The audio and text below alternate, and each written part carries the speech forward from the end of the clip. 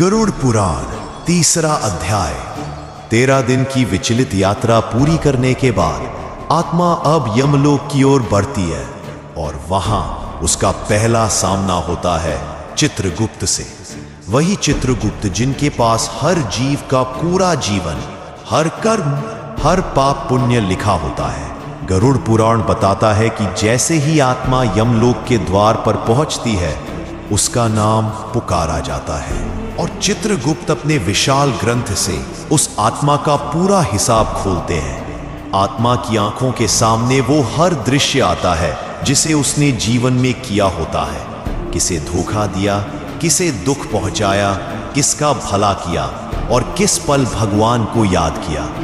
कोई भी बात छुपती नहीं, न मन की न कर्म की। चित्रगुप्त का लेखा जोखा इतना गहरा होता है कि आत्मा खुद अपनी सजा या इनाम समझ जाती है। यहीं से शुरू होता है न्याय और यमराज का फैसला। गरुड़ पुराण कहता है, कर्मणा जायते जंतुः कर्मणैव वर्धते नरः सुखम दुखम भयम क्षेमम कर्मणैवाभिपद्यते। अर्थात हर प्राणी अपने कर्मों से ही जन्म लेता है, कर्मों से ही बढ़ता है और सुख दुख, भय या मुक्ति भी उसे कर्मों से ही प्राप्त होती है।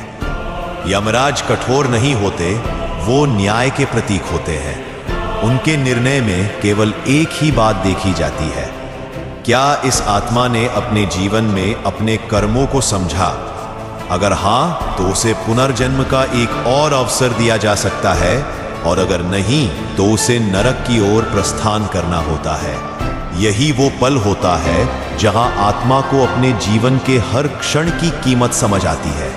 और अब अगले अध्याय में जानिए नरक की वो यात्रा जो केवल सुनी थी, पर अब आत्मा उसे स्वयं भोगेगी। जुड़े रहिए गरुड़ पुराण के अगले भाग में और इस गूढ़ ज्ञान को जरूर आगे साझा कीजिए।